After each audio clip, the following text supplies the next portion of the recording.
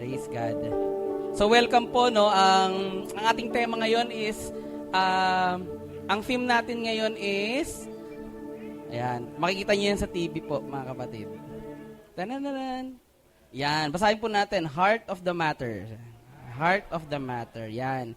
Yan po ang ating pong tema po sa buwan na ito. Last month, yung brainwash, pinag-usapan po natin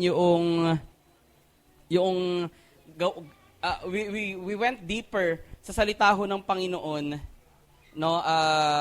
At ang ginagawa nito sa ating pong mga isipan. So last week, tinuro sa atin ni Papu yung tungkol sa wisdom. Sino po sa inyo may wisdom na?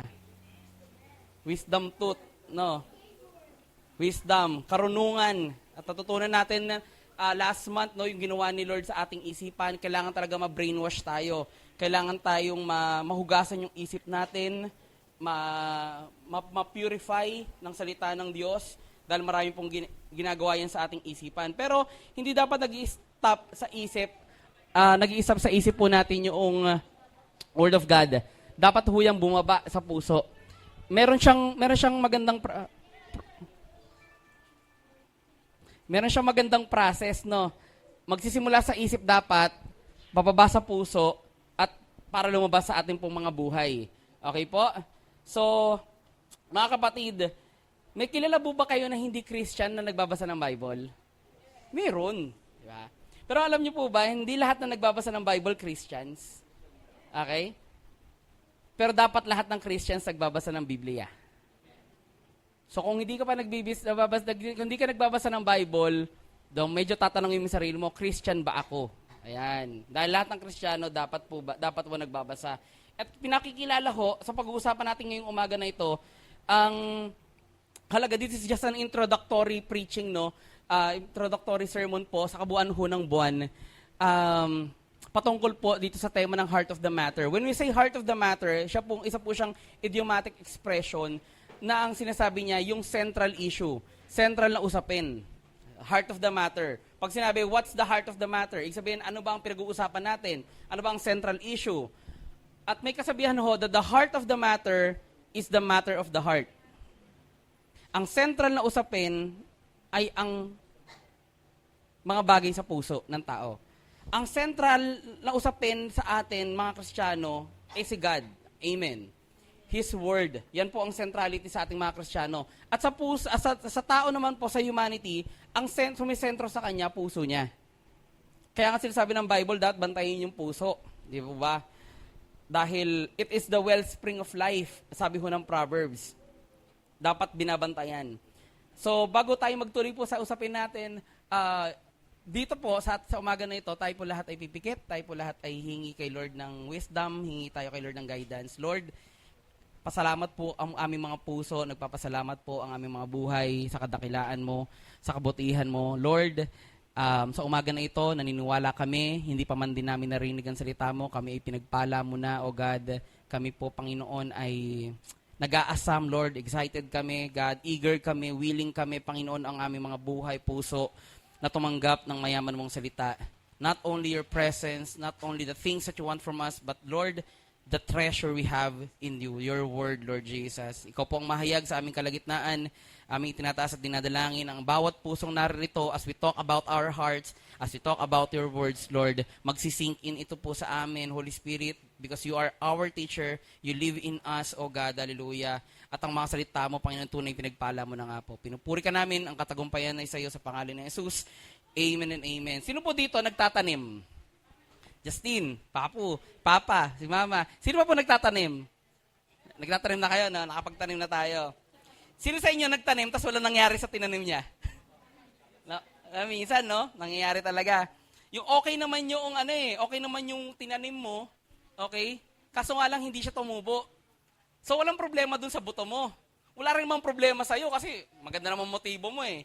Ang problema, kahit alagaan mo, hindi siya lalago, hindi siya tutubo at walang mangyayari, mamamatay lang siya. Ang problema kasi yung lupa. Sa'yo mo lupa. Tingin ka sa katabi mo. Di ba? Hindi siya mukhang lupa, pero siya ay lupa. Makikita natin na ang ating buhay, ng ating puso, sa pag-uusapan natin, tayo po ay lupa. Okay? tayo po ay lupa. So introductory lang po to dahil sa kabuuan ng buwan na ito, pagtapos natin tinalakay yung isip natin, sana nabago yung isip natin last month, no? This time, mababago dapat ang puso natin ng salita ng Diyos. There should be transformation because of the Word of God sa ating mga puso. At makikita natin, bakit kailangan na mabago yung puso ko sa salita ng Lord? Bakit kailangan mapuno, hindi lang yung isip ko, kundi pati puso ko, at mabago ng Word of God? Okay? In reality, ang salita po ng Diyos ay powerful. Naniniwala po ba tayo doon? Pero kung paano ito kikilos sa buhay natin, nakadepende po kung anong klase ng puso ang meron tayo natatanggap ng salita. Ilang taon na tayo nakikinig ng Word. Sa isang week, makakarinig ka, Monday, Tuesday, Wednesday, hanggang Sunday, 7. Kasi manonood ka ng Facebook, atin ka ng midweek, atin kang prayer work, cell group, atin ka Sunday. Marami kang maririnig, nagde-devotion ka, mababasa mo. Pero ang tanong, ba't walang nangyayari? Yun. Ba't parang walang talab? Ba't parang hindi umeepekto sa akin yung salita ng Diyos? At ang pag-uusapan natin ay sa Luke chapter 8 natin mababasa at ito po ay may title na Soiled Searching. Diba? Alam niyo yung soul searching? Ito soil searching. Maghahanap tayo ng lupa at hahanapin natin yung lupa na yung natama sa atin. Okay? Nagbigay sa Luke chapter 8, nagbigay ng isang truth si Lord sa pamamagitan ng isang parable. Ito yung parable of the sower, kung familiar po tayo. Tungkol ito sa buhay mo. Tungkol ito sa buhay ng bawat isa sa atin. At tungkol po ito sa puso natin. Luke chapter 1, kung babalikan natin yung 1, okay lang yan ha. Luke chapter 1 hanggang 7, ang pinag-uusapan nila, yung author na si Luke, siya ay historian. So, mahilig siya dumitalye. From chapter 1 hanggang chapter 7, bigyan ko lang kayo ng background, ang focus, ang heart of the matter para kay Luke is yung ministry, miracles, and actions ni Lord. Napaka-importante nung kay Luke. Importante na makita ng tao na kumikilos si Lord. Na gumagawa si Lord ng milagro, gumagawa si Lord sa ministry niya. Importante. Pero pagdating ng chapter 8, hanggang patapos na yan, magpo-focus na si Luke sa salita ng Diyos. May dalawang bagay dapat ang bawat Kristiyanong maunawaan natin sa book na ito. Kumikilos ang Diyos, nagsasalita ang Diyos.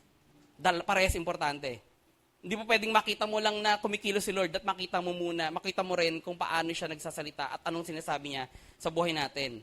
At importante po ito. Magsisimula ang transition na ito sa isang parable na napaka-importante. After niya gumawa ng napakaraming miracles, after niya gumawa niya maraming ministry, mapagtatanto nilang lahat na hindi pala lahat naiintindihan yung pinaggagawa niya. At ito yung pag-uusapan natin, soil searching. At ang tema dito ni Luke, isa sa mga thematic word ni Luke dito ay yung salitang hear. Sabi mo hear. Makinig. So, makinig. Sabi mo sa katabi mo, makinig. Yan, wag manginig, makinig. Manginginig. Makikinig po tayo sa salita ng Panginoon. Now, let's read Luke chapter 8 verse 14 to 15. So, pwede po natin sabay-sabay basahin, no? And when a great crowd was gathering and people from town after town came to him, he said in a parable, a sower went out to sow his seed. And as he sowed, some fell along the path and was trampled underfoot, and the birds of the air devoured it. O, dyan muna tayo. Meron daw naghasik, isang sower, si God yun, so nagtanim daw siya ng seed, yung word of God, tinanim na raw niya. Kasi sa unang panahon, sa panahon nila, ganun sila magtanim eh. May mga nagtatanim ng ganun. Okay? Hinahasik lang talaga yung mga binhi, yung mga buto. In next passage, ang sabi ho dyan, and some fell on the rock, and as it grew up, it withered away. Nalanta raw po. Because it had no moisture. And some fell among thorns, and the thorns grew up with it and choked it. Sinakal daw yun, pinatay. Next, and some fell into good soil and grew and yielded 100-fold. As he said these things, he called out, he who has ears to hear, let him hear. Yung may tenga, makinig. And when his disciples asked him what this parable meant, ang sabi po dyan, sabi niya, to you it has been given to know the secrets of the kingdom of God. So, importante ito. Kaya sabi niya, makinig kayo kasi ito ay patungkol sa kaharian ng Diyos. If you belong to the kingdom of God, importante dapat sa ito, kapatid. But for others, they are in parables, so that seeing they may not see, and hearing they may not understand. Katulad sinabi sa Old Testament. Now, the parable is this, papaliwanag ngayon ni Lord. The seed is the word of God. The ones along the path, yung nalaglag daw sa kalsada, are those who have heard. Then the devil comes and takes away the word from their hearts, so that they may not believe and be saved. And the ones on the rock are those who, when they hear the word, yung nasa batuhan daw, they receive it with joy. Maganda naman, natutuwa naman sila. But these have no root. They believe for a while, and in time of testing, they fall away. Next passage, sabi po dyan, and as for what fell among the thorns, nasa mga tinikan, dawag, they are those who hear, and as they go on their way, they are choked by the cares and riches and pleasures of life, and their fruit does not mature.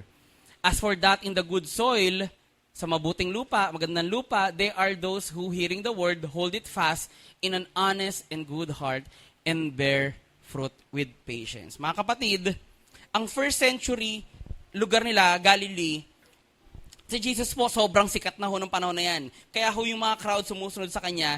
Pero sinasabi niya dito, maraming sumusunod sa kanya, maraming nag-gather, maraming sumasama sa kanya, maraming gustong sumama sa kanya, but the problem is, hindi lahat gusto makinig.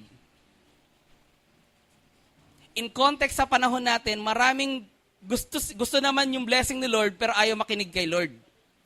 Gustong umati naman ng church, pero ayaw naman makinig talaga kay Lord. Amen. Pag nasasaktan kang katabi mo, sabi mo, okay lang yan, ha? Okay lang yan. Okay lang yan. At yung mga farmers sa panahon ho nila, kinakalat lang ho yung mga buto bago ho sila, baliktad no? Diba dito nag-aararo muna? Sa kanila, kinakalat nila bago nila ayusin yung lupa. Baliktad, di ba? At marami hong uri ng lupa meron ho sa kanila. Katulad ng nabanggit, merong kalsada, hindi siya sementado, no? Lupa siya, pero kalsada daanan. Merong mabato, may lupa pero mabato. Merong lupa siya, ang problema, may mga iba pang mga nakatanim doon o mga damo-damo. Dawag. Yung dawag po, ano ba yung dawag? Damo ba yun? Damo, no? Tapos meron namang isang lupang good soil tinatawag o matabang lupa. May tawag di ba sa lupang magandang taniman? Loam soil, di ba? Bigyan ng grades. Dapat na itaas ang kamay, Mama Eve. Okay? So ngayon, nagturo ngayon si Lord ng parables. May hidden meaning yung parables na yon. Kasi nga raw po, sabi niya dito, may mga nakikinig pero hindi naman talaga totoong nakikinig. May nakakita pero hindi naman talaga nila nakikita. Hindi na nauunawaan. So, meron dalawang salita dito. To sow, magtanim, at mamunga. So, lahat ng tinatanim na mamunga, kung natatanim. Okay? And so, meron akong 4 na bagay po dito na i-share po sa inyo na kaya pamagat natin ay soil. Kaya ang pamagat natin ay soil is that because S-O-I-L. Tama ba? S-O-I-L. So, madaling tandaan nyo yan. 4 lang ho. At titignan natin ngayon, magkakaroon tayo ng evaluation sa sarili natin. Ilang taon na akong Christian, o ilang taon na akong ma-attend, or gusto kong makilala si Lord, ano kaya ang pusong meron ako? At hindi naman ako yung nakakakita ng puso. Ang nakakita ng puso, si Lord. Amen. So, makikita natin ngayon sa kanyang salita, magiging mirror ito, anong puso ang meron ako? Ang meron tayo. So, si God yung farmer, yung seeds yung word niya, yung soil yung puso. Nagigets po natin. Nagtanim po siya ng salita sa atin sa lahat, no discrimination. Kasi sabi doon sa kwento, yung farmer naghasik sa lahat ng uri ng lupa. So, isipin walang discrimination. Yung word of God, hindi lang para sa Christians. Yung word of God, hindi lang para sa church. Para din sa mga wala sa church. Tama? Para din sa lahat ng taong kahit hindi naniniwala kay Lord, ibabato ni Lord yung word niya. Hindi siya nagdi-discriminate. Hindi ho. Ibabato ni Lord. Kaya tayo mga Kristyano, hindi bagay rin sa ating mag-discriminate when it comes to the word of God. Na ang shasharan lang natin, ang shasharan ko to, ito lang naman ang ano eh. Sila lang naman yung ka-close ko eh. Sila ang shasharan ko. Hindi po pwede. Amen. Nga lang, ang problema sa atin, of course, nahihiya tayo mag-share, tama? Taas ang kamay nang nahihiya mag-share. Ako may times. May times, di ba? Ay, you are holier than me. May times nakakahiya mag-share, tama? Pero maraming paraan, kapatid. There's so many ways, lalo sa panahon natin ngayon ng technology, there's so many ways to share the Word of God. So share natin yung salita ng Panginoon tulad ni Lord. So nagtatanim si Lord ng salita sa lahat. Ang problema, hindi lahat tumatanggap. Yung seed is the God's Word. It is the truth. It is the truth. It's not the lie. Hindi siya yung fake news. Siya yung nag-iisang katotohanan na meron ng buong universe. The Word of God. Ang sabi ng Bible, the Word of God is alive. Buhay. So, ang sino man tatamaan ng salita ng Diyos, ang matataniman ng maayos ng salita ng Diyos, may buhay. Ang Word of God is, since it is alive, it should be growing. Ang lahat ng, narinig ko to sa isang teacher natin, kay Toper, sabi niya, lahat ng may buhay nag-grow. Sabi niya. Nung pinag-uusapan namin kung yung mga aso ba, ang mga hayop ba may kaluluwa, yun, nabanggit niya yun, sabi niya. Everything that is alive grows. Tanongin kita, buhay ka pa ba? Kung buhay ka pa, kapatid, dapat nag-grow tayo. We grow deeper. We grow wider. We grow higher. Okay? At since siya ay nag-grow, siya ay alive at siya ay nag-grow, dapat daw po siya ay nagpo-produce. So ang buto, ang salita ng Diyos ay buhay. Ang salita ng Diyos ay nag-grow sa sino mang tataniman nito. At ito daw pong salita na ito ay magpo-produce, mamumunga. So meron kang tatlong characteristics ng salita ng Diyos. Buhay, lumalago, namumunga. So makikita ngayon natin sa sarili natin, makikita natin ngayon sa atin, buhay ba yung salita ni Lord sa akin or hindi? Pangalawa, nag-grow ba yung word ni Lord sa akin o hindi? Pangatlo, nagpo-produce ba yung word ni Lord sa akin o hindi? Ang problema, kailangan mag-umpisa ka sa simula. Anong simula? Kailangan siya itanim. Kasi word siya. Okay? So, 4 points lang po. Soil. Makikita natin anong puso daw yung meron tayo para sa buong buwan, ma-ready na natin yung ating mga puso. Paano natin tatanggapin yung yung word of God from preacher sa 2nd week, 3rd week, and 4th week. Okay? Sino ho sa inyo gustong mamunga? Amen. Ang hirap kasi. Alam mo, tumigil kami magtanim ng sunflower. Alam nila to. Sunflower kami nung umpisa. Sunflower. Ganda, puro ganda lang. Later on, ayaw na namin magtanim ng sunflower. Bakit? Wala namang bunga eh. Diba? Wala namang bunga. Tapos si mama, huwag na tayo magtanim yan. Magtanim na lang tayo kamatis, talong, namumunga. Mas maganda, diba? Ang problema sa ating mga Kristiyano, marami tayong gustong tinatanim nang wala namang magiging bunga. Bungang araw lang. Diba? So, unang bagay na nakakita natin, letter S. Sa letrang S, shallow hearts. Say mo, shallow. And when we say shallow, nasa ibabaw, mababaw. Okay? Luke 8:5, a sower went out to sow his seed, at habang naghasik siya, nalaglag daw yung iba sa path. Ibig sabihin, doon sa kalsada. Okay? In verse 12, pinaliwanag ni Lord, the ones along the path are those who have heard. Then the devil comes and takes away the word from their hearts so that they may not believe and be saved. Sa ancient Israel, mga kapatid, yung lupang kalsada nilalakaran nila, dahil lagi yung nilalakaran, tumitigas po yan dahil laging dinadaanan. Kumbaga yung lupa nasisiksik. At pag nasiksik yung lupa na yun dahil laging dinadaanan po yun, hindi basta-basta papasok yung buto.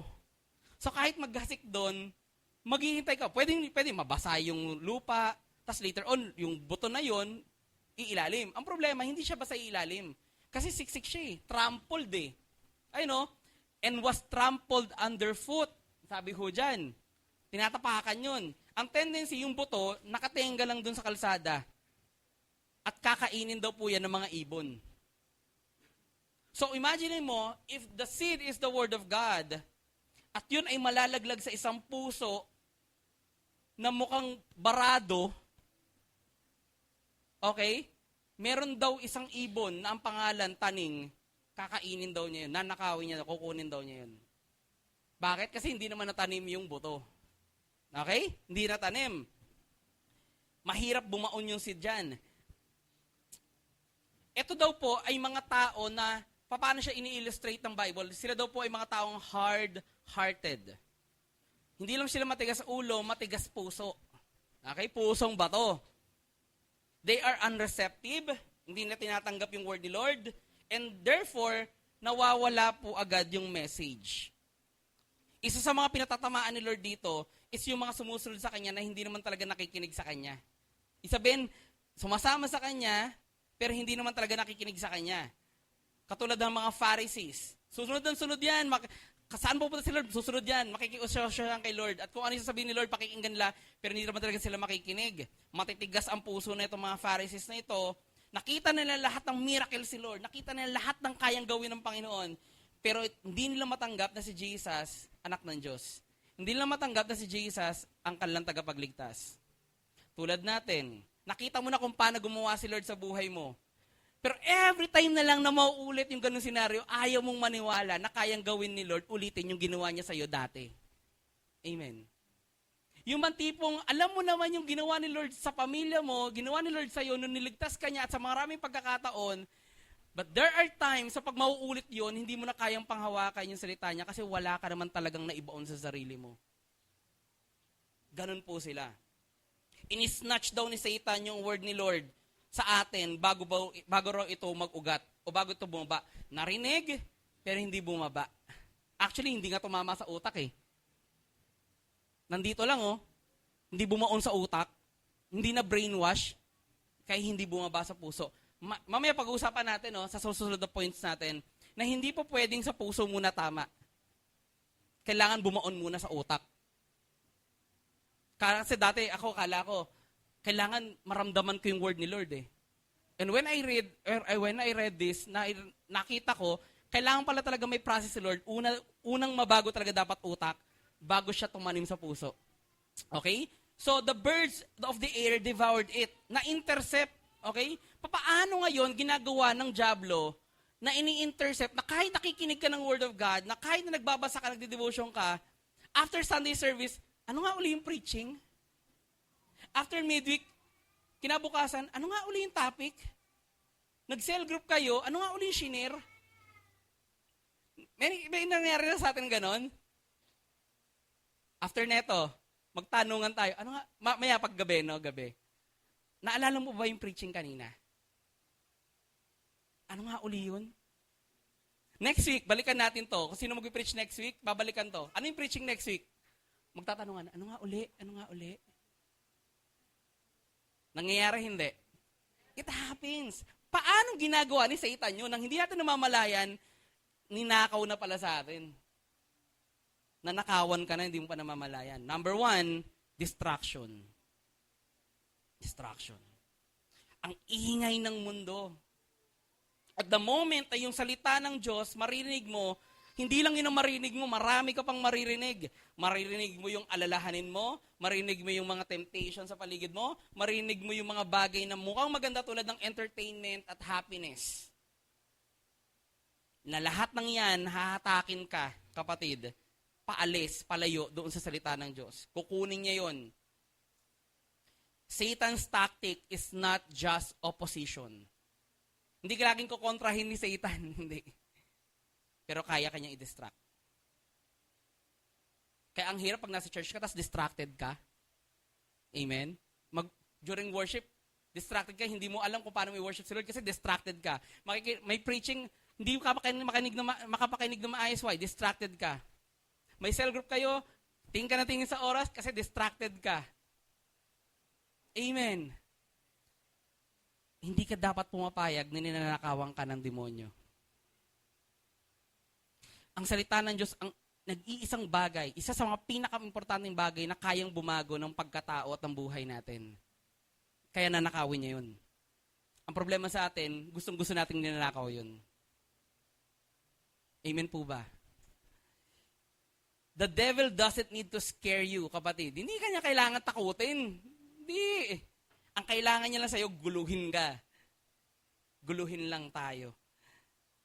Distraction. The devil doesn't need to scare us. Pero binigyan tayo ng Panginoong Hesus ng abilidad na tanggapin ang kanyang salita at panghawakan yung salita na yun. Kailangan mong ilaban. Sabi mo, ilalaban ko. Kailangan mong hawakan. Pag hindi mo hinawakan yung word ni Lord, mananakaw sa yun eh. By distraction. Kapatid, distraction can breed distraction. Ano ibig sabihin nito? Ang panggugulo ay pwedeng manganak ng pagkawasak. Maraming Kristiyano at maybe some of us na experience natin to, maraming Kristiyano ang na-distract sa pagiging Kristiyano niya, yung ministry niya nasira. Yung calling niya napabayaan. Amen. There are relationships na nasira din. May mga blessings na mukhang nanakaw din.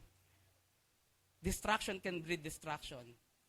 I could remember, nung time ko na ako ay nawala sa Panginoon, way back nung 2010, college hanggang nagtrabaho ako, nawala ako kay Lord. Totoo lang kung babalikan ko, distracted lang naman talaga ako nun eh. Distracted ako nun. Distracted ako nun sa maraming bagay. And it bred distraction, mga kapatid. Sa buhay natin, bakit may hindi maayos? Christian ako, ba't may hindi maayos? Baka distracted ka. Baka may nanakaw na sa yung word ni Lord na yun yung solusyon sa isang problema, na yung salita ng Panginoon ang solusyon mo sa isang pinagdadaanan mo, ang problema, hindi mo siya nahawakan, na-distract ka sa ibang bagay. Amen. And so, kapatid, ano ba yung mga birds, ano ba yung mga distractions na ito na nagnanakaw ng salita ng Diyos bago pa mag-ugat sa atin? Mas maingay pa ba yung technology kaysa sa salita ng Diyos? Hindi po ba? Para pong halimbawa, nag-a-attend tayo ng church, nag-a-attend tayong gawain, pero yung focus natin nasa Miss Universe. Sino ba nanalo sa Miss Universe? Meron na namang nakita ko sa Facebook, pinatay, no? Ano may pagkukwentuhan namin mamaya ni Mare? There are so many distractions, kapatid.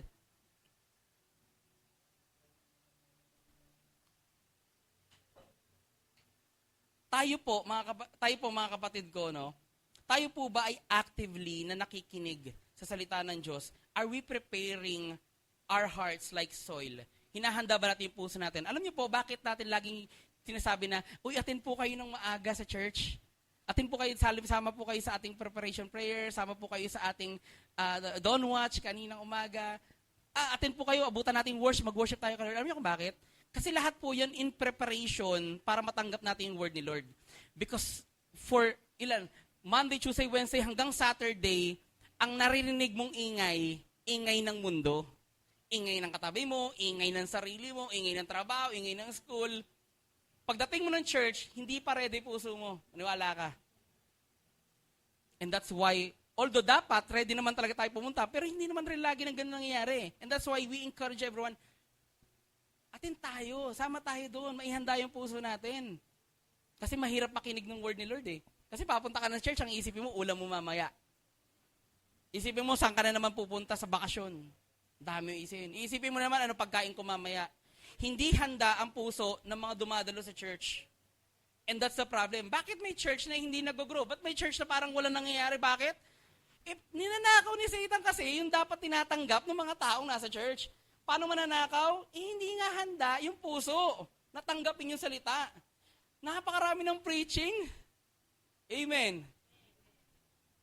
Pero ba't wala nangyayari sa buhay? Nananakaw. Kasi hindi handa yung puso na tanggapin. Hindi prepared, kapatid.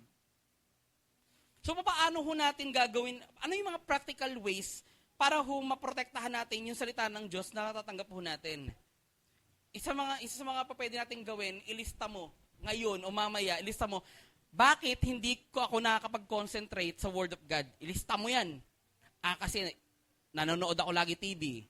Hindi pa kasi tapos yung When Life Give Me Tangerines, kaya yung unahin ko. May buto rin yun, di ba? Unahin ko muna yun. Unahin ko muna, ang dami ko munang unahin. Ang dami mong pwedeng ilista na nagdi-distract sa'yo, kapatid. Bakit hindi makapag-focus ang word ni Lord sa puso natin? Hindi bumababa sa atin. And let's consider specific ways paano natin ito mapababaon, paano natin madidiligan ito. Katulad na lang halimbawa, you can take down notes. Ano yung verse? Take down notes. Makikinig. Meron dito, alam ko, may makilala ko dito, after netong service na to, kinabukasan, papanoorin pa nila eh. After midweek, papanoorin pa nila yung midweek eh. Kahit na, putol-putol yun eh, yung online eh. Pero kaya manonood sila ng iba pang mga preachings eh. May mga ganun. Kung hindi pa natin kaya ng sarili ho natin na aralin yung Word of God, we can listen. We can ask. Amen po ba? Ngayon, kung gusto nating mas mag-grow dito, join tayo ng mga small groups. Makakatulong po yun sa atin. May magtuturo, may dating tanungin, mag-join po tayo. If we really want na yung kapangyarihan, na-imagine po ba natin gano'ng ka-powerful tong word na pinag-usapan natin? Ito lang naman, ang word lang naman ni Lord, ang dahilan bakit nagkaroon ng lahat. But my universe, bakit ka nabuhay? Bakit ka hanggang ngayon nabubuhay? At ba't ka pa mabubuhay sa susunod? Bakit nag-i-exist ang lahat? Bakit hindi nagbabanggaan ang sun, ang moon, ang earth sa laki-laki ng universe? Ba't hindi tayo binabagsakan ng bulalakaw? Bakit yun? Ba't ganon? Bakit sa dami-dami ng mga isda at mga leon, mga mga hayop, ba't hindi tayo kinakain? Ba't di nangyayari yun? Ang kapangyarihan ng salita na nag-create ng lahat at nagpanatili lahat sa lahat ng order. Magulo buhay mo, yung salita ng Diyos magbibigay ng kaayusan sa'yo. It brings order. Meron kang wala, yung Word of God kayang mag-create ng something sa buhay mo. Because it has the power. It is God. Amen po ba? And so it is so important po sa atin mga kapatid na mag-focus paano ko i-focus yung sarili ko na yung salita ni Lord babaon sa akin, sa isip at sa puso ko. Pangalawa, hindi lang distraction, but also there is deception. Sabi mo, deception. Si Satanas po ay father of all lies. Alam po natin yan. Siya po ay nagbabaliktad ng katotohanan at nagtatanim siya hindi ng good soil, hindi ng good seed, pero ng lies sa ating pong mga utak. Katulad ng halimbawa, nakikinig ka sa akin. Okay, nakikinig kayo sa mga preaching sa Word of God. Sabihin sa'yo ni Satanas, hindi yan patungkol sa'yo. Hindi yan applicable sa'yo. Actually, tungkol yan sa katabi mo. Hindi sa akin yan. Tungkol yung pinatatamaan ni pastor, yun. Siya yun. Hindi yan tungkol sa'yo. O kaya naman, ang sasabihin sa'yo ng demonyo, matagal ka nang nawala, hindi ka naman healthy Christian, hindi tatalab sa'yo yan. O kaya naman, luma na yung istorya na yan, hindi na applicable, modern times sa tayo. There are so many lies na pwedeng itanim sa iyo ng demonyo kapalit noong ninakaw niya na seed of truth. Nanakawin ng diablo yung salita ng Diyos sa atin, hindi lang by distracting us, kapatid, but also by making us question the truth of God. Ko-questionin, totoo ba talaga? Kailangan ko ba talagang gawin yan para mapagpala? Kailangan ko ba talaga? There is questioning, kapatid. At napakarami pong kasinungalingan ng demonyo sa panahon na nanakawin niya yung salita ng Diyos sa atin para pigilan tayong mag-grow, mga kapatid. There's so many distractions para hindi natin mapakinggan ang salita ng Diyos. So ang tanong, paano natin marirecognize kung ito ay kasinungalingan, kung ito po ay panlilinlang ng kaaway? Again, Satan is the father of all lies. Kapag kayong ating naiisip, every time that we hear, we read the Word of God, every time na meron kang papasok na kukontra doon sa nabasa mo, halimbawa na lang, no, may binasa ka, may ginawa kang kasalanan, malala, mabigat. Tapos may nabasa kang verse, sasabihin mo, hindi uubra sa akin to kasi may nagawa akong mali, may nagawa akong kasalanan. O kaya naman, sige, dapat kong gawin, dapat ko pang sipagan, kailangan ko pang galingan para mahalin ako ni Lord. Tama ba yan? Mali. Tama yan? Kailangan ko sipagan para mahalin ako ni Lord? Mukhang mali yun. So kapag may mga ganun ng prinsipyo na pumapasok sa atin, then it's not from God. Amen po ba? So malalaman natin, pagka may pumasok na sa isip natin, meron tayong naisip patungkol sa binabasa natin na mukhang taliwas doon sa prinsipyo ng Biblia. And so, paano mo malalaman yun kung hindi ka nagbabasa nito? Mahirap po yun. Madali tayong malinlang, madali tayong maloko. Bakit maraming Kristiyano ayaw na bumalik sa church? Kasi naniwala na sa kasinungalingan ng kaaway. Huwag ka nang bumalik, hindi ka nilalove. Hindi ka love ng mama mo, hindi ka love. Huwag ka na magpatuloy, mapapagod ka lang, mauubos ka lang. Hindi na ako makakabalik kasi ito na, ang dami ko nang nagawa eh. Wala na eh, manghina-hina na, wala. Kapatid, pag naniwala ka doon, tapos wala kang word ni Lord na binabasa, maniniwala ka lang talaga doon. Pero hindi mo kaibigan ng demonyo. Demonyo nga yun eh. Hindi ka niya dadalhin sa tama at sa mabuti. And so, every single time na may isip natin ng mga bagay na yun, reject lang natin. Balik tayo, ano yung sinasabi ng scripture. Pwede kayong magtanong, dati ugali ko to eh, no? Talaga naghahanap ako eh. Pagka meron ako naiisip na mali, halimbawa, naiisip ko na nakagawa akong mali, tatanggapin ba ako ni Lord? O kaya, pwede pa ba ako mag-serve? Lagi kong gagawin, hahanap ako sa Bible. Ano kaya sinasabi ng Bible pag nagkasala ako? Yung nagkasala ba, pwede pa rin bang maglingkod? Hahanapin ko yung truth. Kasi hindi truth yung sasabihin sa akin ng utak ko eh. Hindi rin truth ang sasabihin sa akin ng demonyo eh. Hindi rin truth ang sasabihin sa akin ng mga tao eh. Ang nag-iisang truth na pwede kong pagkatiwalaan, salita mismo ng Diyos. Wala nang iba. Kahit opinion ng tao, hindi ko pwede pagkatiwalaan eh. Kasi pwedeng opinion nila yon. Kung naniwala ako doon, pwedeng wala na rin ako. Pero every single moment, may question ako sa isip ko, Lord, anong sinasabi ng salita mo? And even in the ministry, all of the things na ginagawa natin, let's ask the Word of God, Lord, ano yung sinasabi mo patungkol dito? When we cling to the truth, pag hinawakan mo yung katotohanan, yung salita ng Diyos, mag-uugat. The Word will take root, kapatid. Mag-uugat yan. Panghawakan mo lang. Minsan naiisip natin, no, may pakialam pa ba sa atin si Lord? Yan, deception yan. We should always be honest with God. At basahin na. Wag feelings, kapatid. Wag feelings. Doon tayo sa truth. Pangatlo, meron kang distraction, meron kang deception. Pangatlo, doubt. Nanakawin ni Satanas ang salita ni Lord sa'yo by doubt. Minsan, ko-question ni Satan sa'yo yung karakter ni Lord. Tulad na sa Genesis, sabi pa talaga ni Lord, mamamatay kayo pag kinain niyo yung bunga? May question, kapatid. Kukwestiyonin ni Satan yung pag-ibig ng Diyos sa'yo. Kukwestiyonin ni Satan sa isip mo yung kapangyarihan niya. Kaya ba talaga ni Lord pagpalaing ka? Kaya ba talaga ni Lord paggalingin ka? Kaya ba talaga, gagawin ba talaga ni Lord yung pinangako niya? Mababago ba talaga buhay mo? Huwag mo nang pagkatiwalaan yung word ni Lord. Huwag ka na mag-church. Huwag ka na maging Christian. Walang mangyayari. Kung ako sa'yo, magpakayaman ka na lang, gawin mo lang yung bagay na gusto mo, nag-enjoy ka pa, YOLO. Pero may Satanas na nagbulong lang sa'yo nun. Totoo ba? Mangyayari ba? Sigurado ka ba dyan? Lord, magbibigay ako sa gawain ng Panginoon. Sabi ni Satan, sigurado ka ba dyan? Merong naghihintay sa yung Lazada. Ngayon ang dating. Walang tao sa bahay. Kailangan mo... Magkakaroon ng suspicion, kapatid.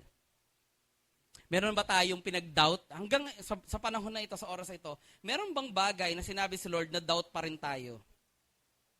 Katulad na lang ng kanyang pag-ibig, ng kanyang pagpapala, ng kanyang provision, ng kapangyarihan niya. Ano ang cost ng lahat ng yun? Si Satan, ang cause nun.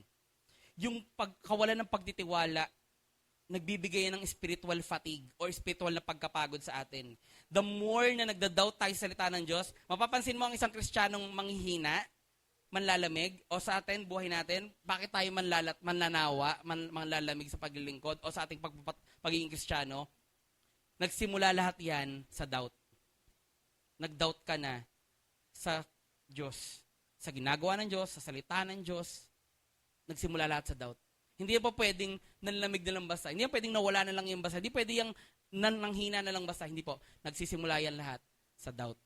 Nadala nung Satanas na nagnakaw, nung word ni Lord na dapat tanim-tanim sa'yo, pero distracted tayo, deceived tayo, at tayo po ay tinamaan ng doubt. Ultimately, mga kapatid, this is a warning. This first point is a warning sa bawat isa sa atin. The word can be preached. Pwedeng i-preach yung word of God. But it cannot grow where it is not welcome. Kaya dapat wini-welcome natin yung word ni Lord. Lord, ano man yung sabihin mo, tanggap ko yan, Panginoon. Kahit anong preach namin dito, kahit sinong preacher pa makipapakinggan mga kapatid, maniwala ka. Pag hindi mo kayang i-welcome yung sinasabi ng salita ng Diyos, hindi po yan mamumunga. Hindi yan lalago. Kasi kailangan siya maitanim. A hardened heart can hear the word, but it cannot hold the word. Pag ang puso na natin matigas, manhid na ho, maririnig mo lang yung word, pero hindi mo siya mapanghahawakan. At kung hindi mo siya kayang panghawakan, delikado po yun. Let's break the cycle, kapatid. If right now, meron tayo, feeling natin, meron akong pusong bato, meron akong shallow heart. Let's pray, let's ask the Lord, Lord, bungkalin mo uli yung puso ko, araruhin mo uli yung puso ko, Lord, matigas na po. Araruhin mo po para maitanim, bumagsak yung seed ng word mo. Para makapag-penetrate uli yung katotohanan mo po sa akin. Alam mo, sabi po ni John Piper, God's word is not just to be studied. It is to be savored, namnamin.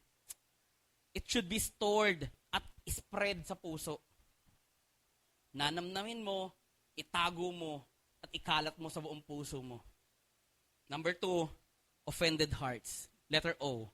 S-O, offended hearts. Luke 8:6, and some fell on the rock. May mga buto, may salita ng Diyos na bumagsak daw sa mabatong lupa, and as they grew up, eto nag-grow. Natanim siya, ibig sabihin, nag-grow siya.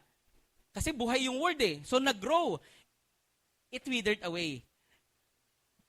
Naging bubot. Naging antag daw. Hindi, maliit na halaman.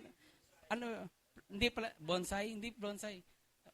Parang maliit na, little plant. Little plant. Maliit siya, tumubo siya. Ang problema, it withered away. Nalanta daw. Because it had no moisture. Mabato raw kasi. Pagdating sa 13, pinaliwanag ni Lord, and the ones on the rock are those who, sino daw to? They hear the word. Narinig natin yung word, They receive it with joy at tuwan-tuwa. Lalo promises si Lord, tuwan-tuwa. But these have no root. Nag-sprout lang, pero wala siyang ugat. O may ugat, actually may ugat yan. Makita natin mamaya. They believe for a while, but in time of testing, they fall away. Kapatid, rocky ground, mukha siyang promising, mukhang maganda po siya kasi matibay, bato eh. Pero sa ilalim nun, sa ilalim nung ibabaw na nakikita natin, mababaw lang rin po siya. Yung salita po dyan na no root, or yung root, yung riza, mga kapatid, it signifies depth, lalim. Kaya yung tema natin, deeper, kailangan may lalim daw. Root, depth, lalim. Okay? Foundational, it is the foundational life source ng isang tao, ugat. And if there's no depth, or it talks about no depth of relationship with Jesus. Yung sinasabi dito na wala daw siyang ugat. Wala siyang riza. No root. So may ugat, pero hindi malalim. Hindi bumaon talaga. Momentarily, saglit lang daw po. Isa po itong faith na short-lived. Isang faith na saglitan lang po. Parang ganito, atin ka ng church. Halimbawa, okay, narinig mo yung preacher. Grabe, sabi ni Lord, may pagpapala. Promise niya. After niya mapakinggan yun, kasi wala siyang lalim doon, ibig sabihin, hindi naman talaga niya meditate. Ito yung sinasabi ko sa inyo, tumama dito muna, nang hindi na bago yung utak.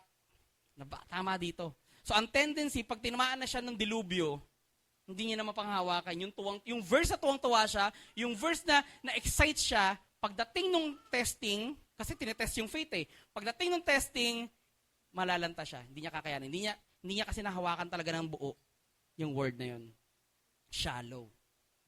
Sa time po nila, may mga lupa na mababaw lang. Kasi ganito po yan eh. May mga lupa na mababaw lang. Hindi lang siya yung lupa tapos babato. Hindi lang siya ganun. Ito yung lupa, ang tendency, pag tinanim mo yung buto, ilang inches lang, solid limestone na. Mababaw yung lupa. Ito lang yung lupa. Tapos ito, na to? Solid. So yung ugat mo, hanggang dyan ka lang talaga. Hindi talaga siya babaon. Wala naman siya magiging lalim talaga. These offended hearts, mamaya makita natin bakit offended hearts po yan. These offended hearts, mga kapatid, they represent people na nagre-respond sa word ni Lord emotionally. Sila yung parang ang ingay na, verse! Galing yung verse! Pero hanggang ganun lang. Hindi masama po yun, Hindi masama po yun. Maganda yun, we take the word of God with joy. Masaya tayo sa word ni Lord. Pero pag hanggang joy lang, dapat merry ka rin. Para merry joy. Merry joy. Nasaan na ba yun? Ayun. Yun lang, hanggang ganun lang. Na-excite lang. Alam mo yung mga umaatin sa church na parang, woo, woo! Tapos next week, wala na. Alam mo yung lalapit kayo, Pastor, grabe yung ginawa sa akin, Lord, blah, blah, blah, blah. Next week, wala na.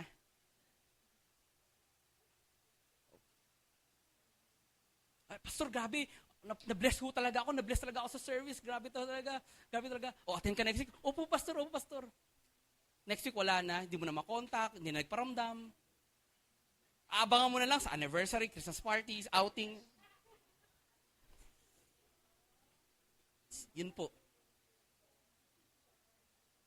Ang bilis nilang ma-excite doon sa verse. For I know the plans I have for you, declares the Lord. Plans to prosper. Oh, prosper. Amen, Lord. Not to harm me, Lord. And give you a good future. Good future. Tapos wala na. Wala na. Why? Kasi na-excite lang doon sa word. Maganda yung na-excite. Pero walang lalim. Hindi mo na dito tumama eh. Kasi ang mindset niya, hindi naman talaga doon sa sinasabi ni Lord. Napag-aralan natin last month that the Word of God is all about Jesus. Amen. Ngayon, kapag ang Word of God, feeling mo lagi tungkol sa'yo, pero hindi na bago yung utak na, teka lang, yung Word ni Lord patungkol kay God, yung Word ni Lord ay patungkol kay Lord, ang gagawin mo doon sa Word na natanggap mo, masaya ka lang, pero hindi mo na-realize, hindi pala tungkol yun sa'yo. Tungkol pala yun sa Panginoong Hesus. Na dapat nabubuhay ako. Halimbawa na lang, yung binanggit ko kanina, ano bang verse yun? For I know the plans, Jeremiah 29:11. For I know the plans I have for you, declares the Lord. Plans to prosper you and not to harm you, plans to give you hope and a future. Ganda, ganda, ganda. Ang problema, kasi hindi naintindihan yun, na may plano si Lord sa'yo, maganda. Pero plano ni Lord yun. Ang problema, pagkatapos mo narinig yun, nagplano ka na. Hindi nga sa'yo yun eh. May plano si Lord sa'yo. Nagigets mo ba? Plano ni Lord sa'yo. Hindi mo plano para kay Lord. Hindi mo plano para dun sa verse na yun. Plano ni Lord sa'yo. Hindi, Lord, didiskarte na ako kasi may plano ka pala sa akin. Hindi, teka lang. Ako yung may plano sa'yo. Mag-stay ka dito. Pero hindi ganun nangyari. Kasi nga natanggap lang nila emotionally. There's no problem with emotion, but emotion should not lead us. Shallow faith, no root, emotionally driven, pero hindi ho nag-ugat ng malalim. Kaya pagdating ng pagsubok, pagdating ng paghihirap, pagdating ho ng testing, ayawan na. Parang, di ba? Parang yung mga nag-church dahil lang meron silang crush sa church. Yun. No? Katabi niya yung crush niya, no? Pag sinabi si Lord, no? Get behind me, Satan. Yes, Lord, yes. Di naman niya naintindihan na get behind me, Satan yung sinasabi. Di ba? O kaya naka-attend ng retreat, life encounter, life retreat, conference, fire night, iyak nang iyak doon, no? Pagdating ng ilang araw, balik na uli siya, no? Sa dati. Many people mistake emotion for transformation. Meron ho ako dati, kasama ko dati, hindi ko napapangalanan, pero matinding lingkod ng Panginoon. Ngayon, naglilingkod pa rin siya hanggang ngayon. Unang dating niya, nasa Royal pa ho kami. Dating siya. Praise and worship kami, tugtog kami. Nasa unahan siya.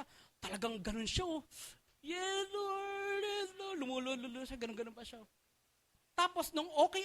Ganun, grabe. Kami, galing nga. Nag-worship siya. Galing. Nung time na talto ang naging disciple ko na siya, inamin niya. Yung panahon na gumaganon-ganon siya, kakadrugs lang pala niya. Hindi ako nagbibiro. Hay siya. Kung nakikinig ka ngayon, alam mo, kwento mo to. Ganun talaga siya.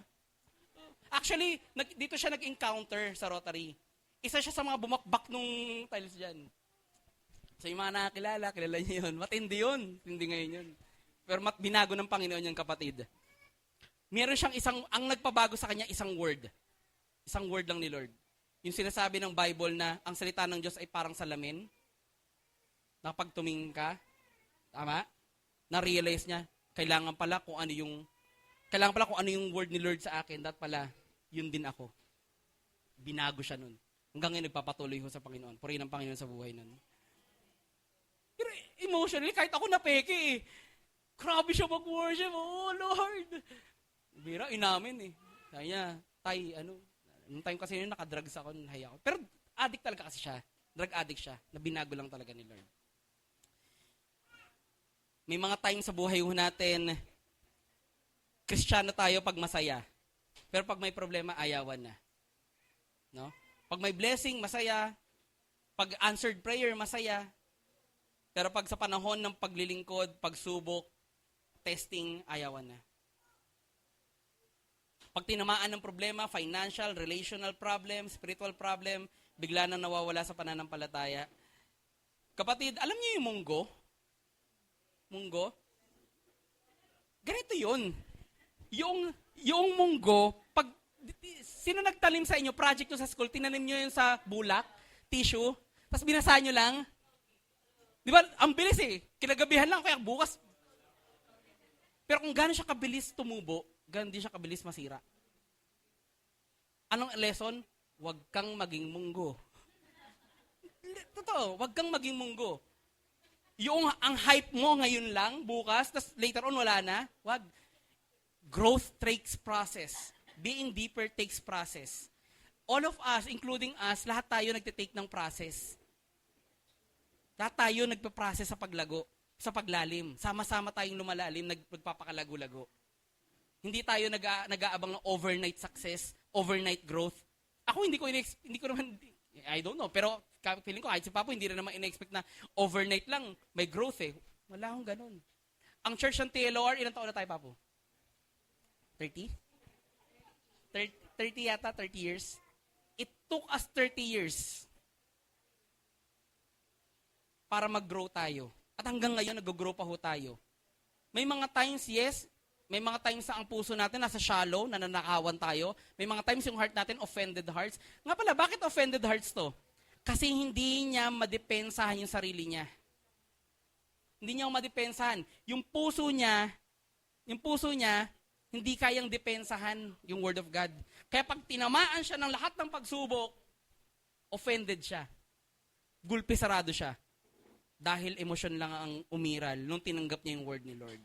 Hindi niya pinagana yung isip niya. Hindi niya hinayaan na mabago yung isip niya doon sa sinasabi ng banal na kasulatan.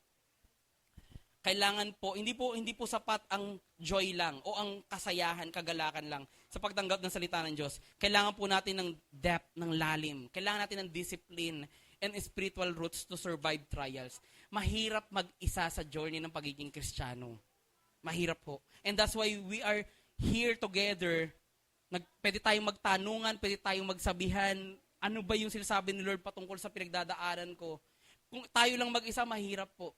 And that's why we have small groups, cell groups, Sunday service, midweek, para ho, prayer works, para ho paalalahanan ng bawat isa sa salita ng Panginoon.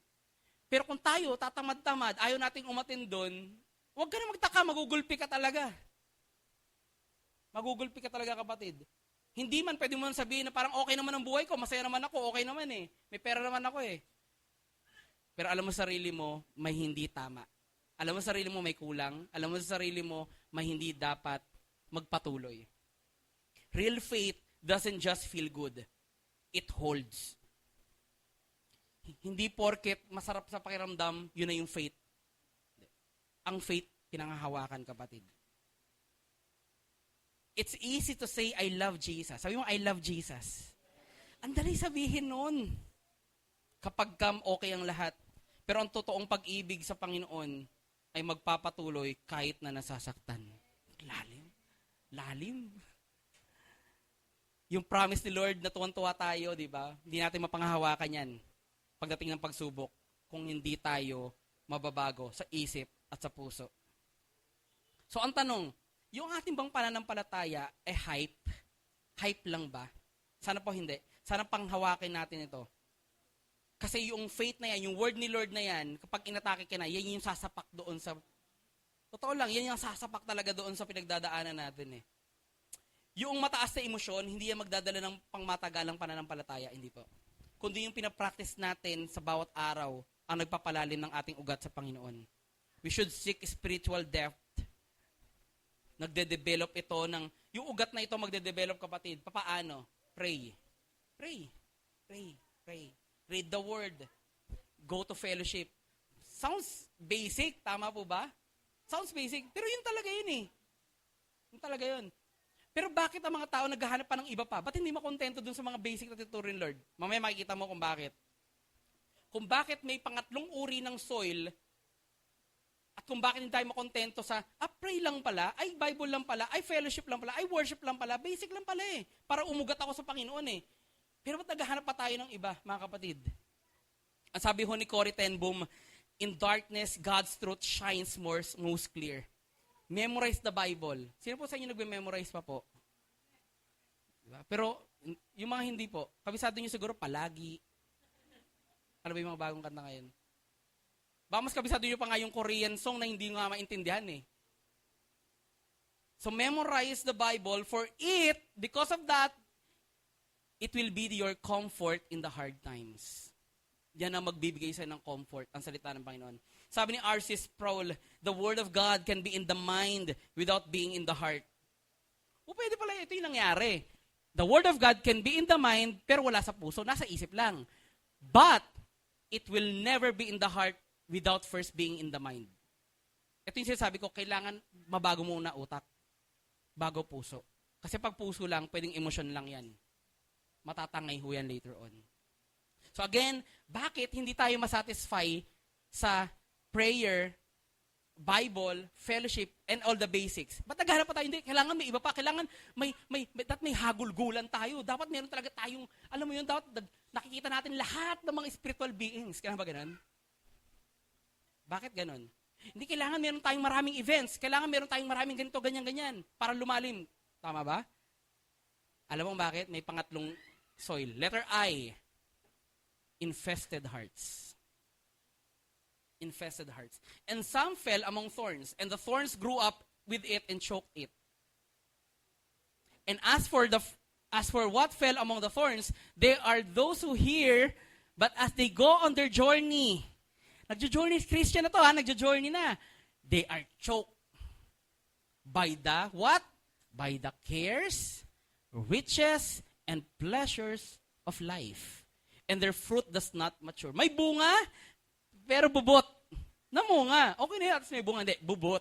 Mamaya, paliwanag natin ano yung bubot na bunga na yan. Kapatid, they are choked by the world ng sanlibutan. Itong mga thorns na ito, mga tinikho na ito, nagre-representa ng mga distraction ng buhay. Tulad na lang ng worries, ng mga alalahanin natin. Sabi dyan, no? By the cares, alalahanin ng mundo. Ano alalahanin ng mundo? Let's say, future. Alalahanin ng mundo yan. Kailangan, maganda naman mag-prepare tayo ng future, pero hindi daw dapat yun ang priority. May mga tao na ang priority daw nila is what? Riches. Sinakal sila, akala nila magiginhawa sila doon. Pero dahil inuna nila yon, sinakal sila nun. Kaya yung word ni Lord, nagbunga, bubot, hindi na nag-mature. And the pleasures of life. Puro na lang saya, puro na lang happiness. Okay yung maging masaya. Pero hindi daw yun ang dapat priority. Bakit? Pag prioritize mo yun, infested ang puso. Meaning, maraming peste yung puso. Natanim yung word, nag-ugat yung word sa puso, nabago yung isip ha, pumasok sa puso, nag-ugat, namunga, pero hindi lang siya ang nandun. Nandun yung cares, nandun yung pleasure, nandun yung riches, nandun lahat. Nagtanim kami dati sa bahay, papaya ba yan pa? Yung pinutol nyo kasi sabi nyo, hindi siya patutubo dito kasi ang dami pang nakatanim. Merong papayang tinanim doon. Sa mga napot sa bahay, di ba, may mga tanim. Dati, nagtanim na kami ng papaya dati doon. Tapos pinutol nila papa. Kasi hindi mamumunga yan. Kasi marami siyang kaagaw. Yung ubas na munga, saglit lang eh. Wala na rin eh. Maraming kaagaw. Inago ng mga kapitbahay. Alam niyo yung salitang anointed? Ano po yung salitang anointed? Set apart. Tama? Set apart. Hiniwalay. Gusto kong tumawag ngayon ng ganda ng mga damit niya. Tara dito. Tara dito. Makikita kayo sa TV. Live to sa Facebook, sa YouTube, sa TikTok. Dali. Dali. Pag hindi kayo tumayo, tatawagin ko pa si Nanay Cecil. Tara dito. Sino sa inyo gusto maging Christian? And, ikaw na lang Christian, okay. Ikaw yung sanlibutan. No? So ikaw, Christian ka, so ang tawag sa'yo, anointed. Anointed. Set apart. Ibig sabihin, dati, ganito siya, kapit kamay. Yan, ganyan. Dati, ito ka. Ito ka. Hindi ka Christian, ito yung mundo, best friend kayo. Pero sabi ni Lord, okay, Christian ka na, you are set apart. Ibig sabihin, apart. Set apart. Nilayo ka na dito.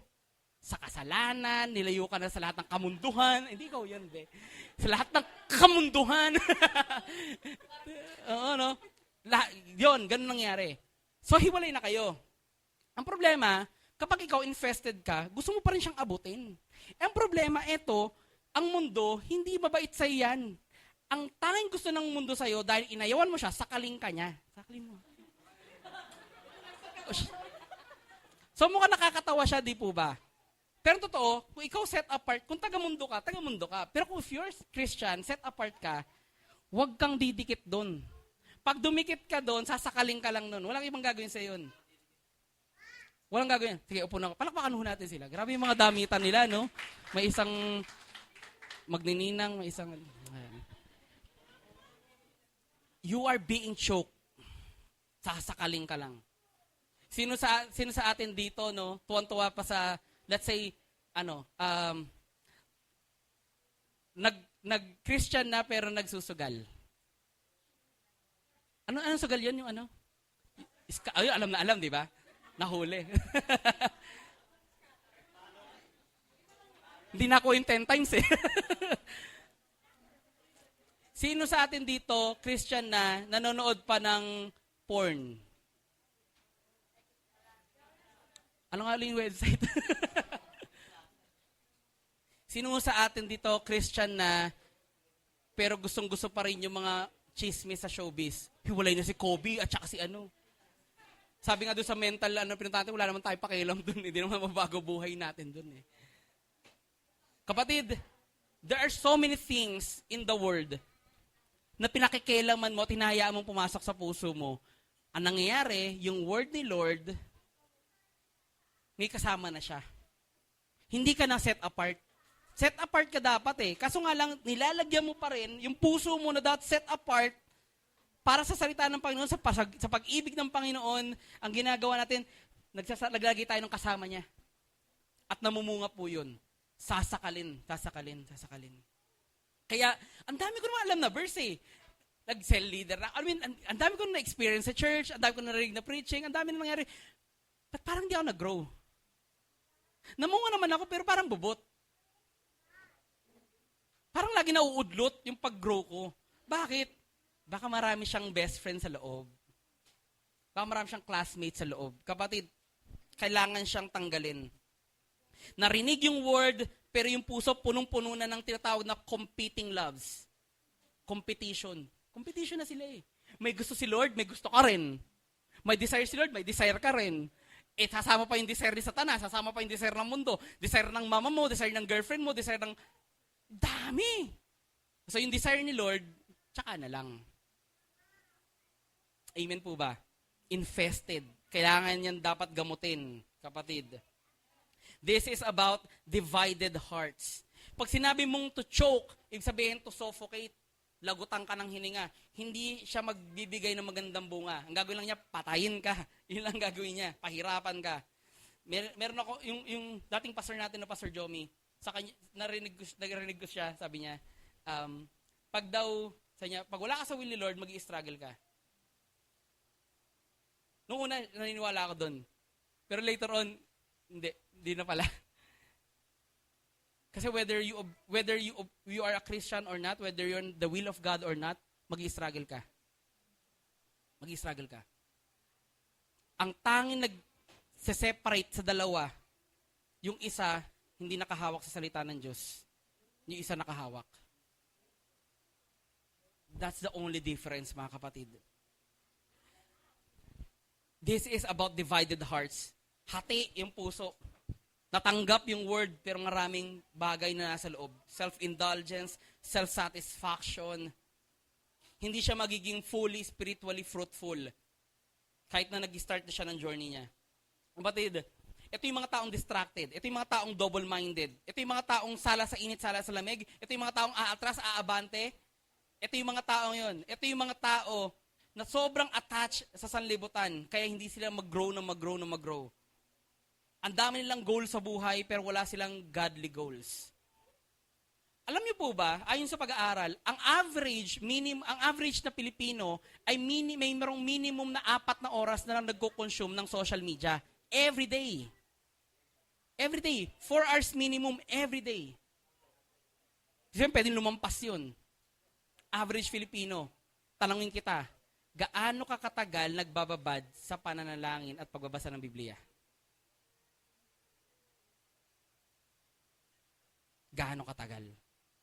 Si Satan, tatrabahuhin ang isang Kristiyano. Tatrabahuhin ang lahat, walang pipiliin si Satanas, makinig ka dito. Walang pipiliin si Satanas, whether matanda ka, bata ka, babae ka, lalaki ka, pastor ka, o bago ka lang, walang pipiliin si Satanas. Patutumbahin ka niya. Di-distract ka niya para di ka mag-grow. Tanong niyo sa akin, gano'ng katagal? 24/7. Master showman yun, walang tulugan. Tapos magbabasa ka ng Bible, 5 minutes. Magpe-pray ka, 3 minutes. Paano mo tatalunin ng isang diablo na 24/7 kang inaatake? Tapos marinig mo lang ang Word of God sa Sunday service lang. Tapos hindi ka pa a-attend. Tapos pag umating ka, hindi ka rin makikinig. Ano mangyayari sa atin? Ano mangyayari sa'yo? Actually, this is not about me. This is not about the whole church. This is about you, your family, your life, your heart. Kung bakit parang Kristiyano na tayo, ang hirap-hirap pa rin talaga, nag-struggle pa rin tayo. Bakit? Kasi yung kalaban mo, 24/7 ka binabanatan eh. Tapos makikipagniig ka lang sa Panginoon sa panahon ng 1 minute, 2 minutes, 3 minutes, 5 minutes, 10 minutes. Tagal ka pa sa 5 minutes. Say mo sa katabi mo, okay lang yan. Okay lang masaktan, pero hindi okay na magpatuloy dyan. Matagal pa yung tangerine eh. Pambihirang tangerine yan, dapat yan na lang yung nalanta eh. Mas matagal pa yung paggawa mo ng TikTok, maniwala ka. Matagal pa yung panonood, matagal pa yung hobby mo. Matagal pa yung hobby mo. Kaysa sa pagbababad ng isang bagay na magpapaganda at magpapabago at magbibigay sa iyo ng totoong pagpapala at totoong kagalakan sa buhay. Mas matagal pa yung ibang bagay kaysa dito. Nakikita niyo na kung gaano ka-deceive ang Kristiyano? Kung gaano tayo ka-deceive? Kung gaano tayo sinasalbahin ng demonyo?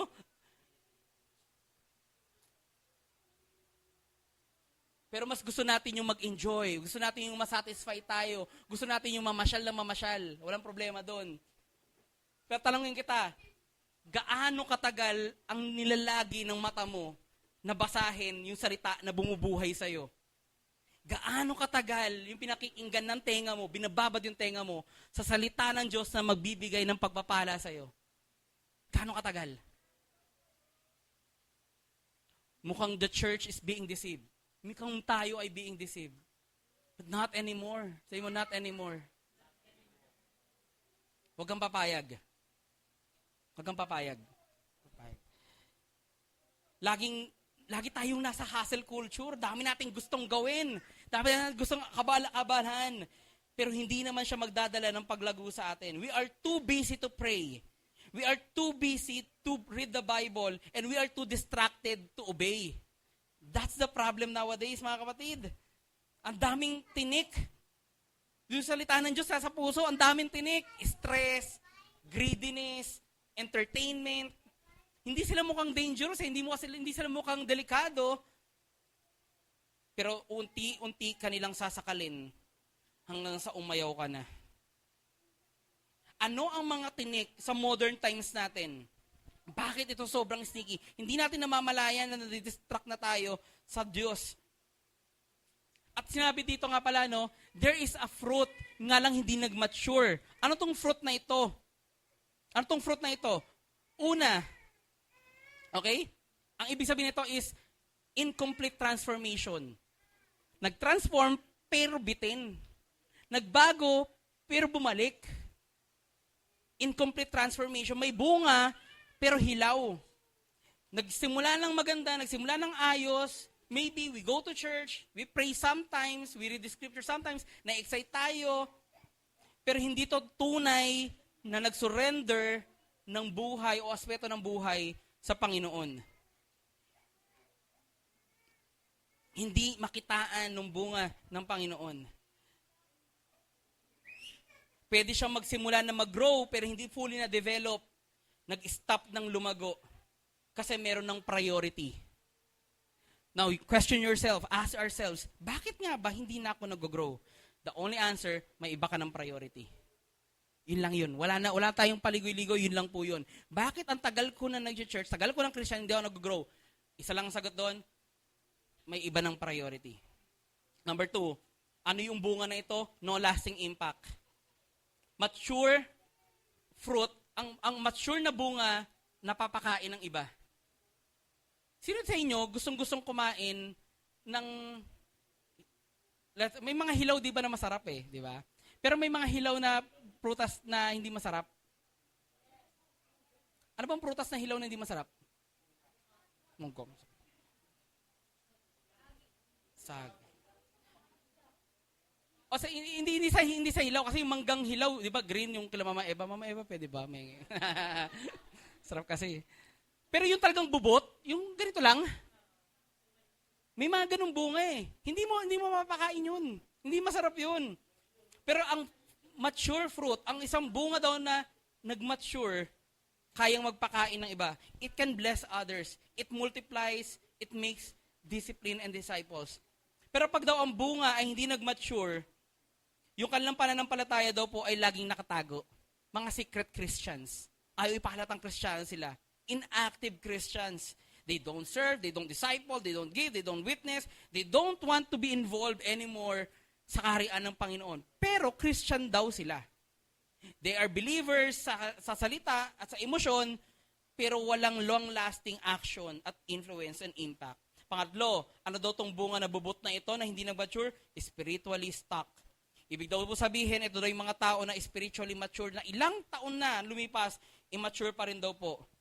Dahil marami daw silang tinik sa buhay. Daming distractions, riches, and pleasures of the world. Pwede nang sabihin na, Kristiyano na ako, 20 years, 10 years. Pero baby pa rin talaga daw sila. Katulad na sinasabi sa Hebrews chapter 5. Kapag daw ang puno, hindi nag-mature yung kanyang bunga, mananatili daw itong maliit at bitter. Mapait, mapakla. Babagsak daw po ito. Ang mga sanga nito babagsak. At hindi raw siya magpapalago ng kahit na sino. At hindi siya magre-reproduce ng kahit na ano. Katotohanan din po yan sa ating po mga buhay, mga kapatid. Walang mangyayari, walang magiging bunga. Nasa-suffocate lang po. Now, merong binigay ang Bible na 3 bagay kung bakit mai-infest ang puso mo. And listen to this. Matthew 6:24. First, you cannot serve God and mammon. You cannot serve God and money. Money is good, but don't love money. Money is good, don't prioritize money. Money is good, don't serve money. Hindi pera ang sagot. Si Lord ang sagot. If you're a Christian, pero hindi mo mapaniwalaan to, ibig sabihin, ang word ni Lord nandito lang. Hindi na bago yung utak. Kaya kailangan mabago ang utak Maintindihan mo, mapaniwalaan mo, maging firm ka, hindi, si Lord talaga ang sagot sa lahat, hindi pera. Ang paglilingkuran ko, Diyos, hindi pera. Amen po. Pero pag hindi natin naunawaan na ito ang ibabato sa inyo mundo, may infest ang puso. Pangalawa, 1 John 2:15, do not love the world. Magsisimula sa maliit, sa pera, then lalaki yan, mundo. Lahat ng pleasure ng mundo, lahat ng kaaliwan ng mundo. Sabi ni Lord, love the Lord your God. Do not love the world. Pangatlo, Hebrews 12:1, lay aside every weight and sin. Lahat ng bigat na dulot ng kasalanan. Magsisimula ka sa maliit, pera, pleasure ng mundo, at ang pinakamabigat sa lahat, kasalanan. Mag-i-infest yan ng puso mo. Kaya pag nare-realize natin, ba't parang wala na akong gana? Ayoko nang mag-serve, ayoko nang mag-church, parang ayoko nang maging Christian, sawa na ako sa buhay ko. Infested, kapatid, ang puso. Pero may gamot po dyan. May gamot po dyan. Tapyasin. Tapyasin lahat ng mga bagay na yan. A crowded heart cannot grow fruitful faith. Pag punong-puno na, hindi tayo mag-grow ho dyan, mga kapatid. Maraming nagko-compete. If your heart is too full of other stuff, katulad na ng marami kang bagay na gusto, mahirapan ka mapakinggan ng Panginoong Yesus, kapatid. So ang tanong sa atin sa umaga na ito, gusto mo ba si Jesus o gusto mong sumikat? Gusto mo ba si Jesus o gusto mo, mamimili ka lang ha, hindi po pwedeng parehas ha, gusto mo si Jesus o gusto mo success? Now, pag may maayos kang isip, malalaman mo na kay Jesus yung success. Pero pag hindi na bago utak, infested ang puso, pipiliin mo success, hindi si Lord. Hindi mag-grow ang puso na hati. You cannot grow in God if you're already crowded in the Word, kapatid. Declutter. Alam mo yung declutter? Magtapon ka. Tanggalin mo. Hindi lahat nakakatulong eh. Hindi lahat makakatulong. Prioritize God's kingdom. Seek God and His righteousness. At magtiwala ka, lahat kayang i-provide ng Panginoon sa'yo. But if there's no changing in mind, at hindi ang bababa sa puso, hindi mo kayang paniwalaan yun. Sabi ni John MacArthur, a heart saturated with the Word of God. Ang isang puso daw na babad ng salita ng Diyos, magpuproduce siya ng buhay na magre-reflect ng kapangyarihan, kaluwalhatian ng Diyos sa buhay niya. Last one, loyal heart. Some fell into good soil, bumagsak sila dyan, and it yielded 100-fold. Verse 15, as for that in the good soil, they are those who, hearing the word, hold it fast, honest and good heart, and bear fruit with patience. Ito daw po ay mga puso na willing tumanggap, teachable at obedient. Kapatid, dito na tayo magtatapos, no? Ano ang characteristics? Kung meron kang ganitong puso, ito daw ang characteristics ng puso ng loyal hearts, kapatid. Ibig sabihin, faithful. Una, receptive hearing. Meron siyang, sige, next passage natin. Receptive hearing. Meron daw po siyang puso na willing tumanggap. As for that in the good soil, sabi niya kung meron kang good soil, they are those who hearing the word. Gusto nilang tinatanggap, gusto nilang marinig, teachable sila, at gusto nilang sumunod doon sa word na yun. Ganun ho sila. They are, yung willingness nila, yung humility nila is to, is not just to hear, but to understand. Paano matatanggap ang pagpapala kung hindi handa ang puso sa salita? A prepared soil is a good soil. Laging handa, makinig, tumanggap. Number 2, honest and good heart. Ang sabi dun sa passage, as for it is in the soil, there are those who hearing the word, hold it fast and in an honest and good heart. Ibig po sabihin, they are honest, hindi ko sila nagpe-pretend. Totoo lang talaga sila. They admit their sin, they admit their doubts, and they admit na kailangan nila ang Diyos sa buhay nila. Pinapakita ito ng kanilang buhay, na kailangan nila si Lord. They don't pretend. They are good heart. Sabihin, they are soft, teachable, and obedient. Hindi ibig sabihin na yung puso na to perfecto. Hindi mo kailangan ng perfectong puso. Ang sabi, good heart. Yung kailangan si Lord. Yung pusong kailangan si Lord. Pusong willing magpakorek at magpaturo sa Panginoon. Number 3, it hold fast. Ang puso daw na mabuti, mabunga at maganda, it hold fast. Lagi daw yan nakakapit. They cling to God's word kahit na uncomfortable because they are faithful. They are perseverant. Nagko-contrast ito sa iba pang mga lupa, mga kapatid. Doon sa kalsada, nanakaw. Doon sa mabato, walang ugat. Doon sa maraming dawag o maraming tinik, sinakal. Pero itong good soil, kumakapit. Tarangin kita, yung puso mo ba kumakapit pa rin? Nakakatuwa, yung puso mo good soil.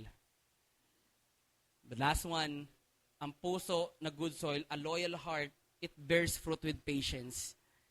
Ang totoong bunga, hindi yan magbubunga ng overnight. It takes process, it takes discipline, kapatid. It takes time. Kailangan niya ng faith, kailangan niya ng testing, kailangan niya ng pruning. Tatapesan ka, didisiplinahin ka para mag-grow tayo. But over time, sa tagal ng panahon, magpuproduce yan ng pag-ibig, magpuproduce yan ng pagsunod, ng pagsamba, ng godly character at impact. You will produce fruit. Dalawa lang yan. Magpuproduce ka ng fruit, then later on, ikaw na yung magiging fruit. Ibig sabihin, ikaw na yung magiging pagpapala sa iba. Una, ikaw ang mamumunga. Later on, ikaw na mismo yung bunga doon sa ubasan ng Panginoon, kapatid. Ang tunay na Kristiyanong lumalago, hindi lang sa gawain present, kundi araw-araw obedient. Pwede mo basahin ulit natin? Ang tunay na Kristiyanong lumalago ay hindi lang sa gawain present, kundi araw-araw ay obedient. Kapatid, yung word ni Lord sa atin na nag-grow, it will overflow kapag ka ang nataniman a faithful heart.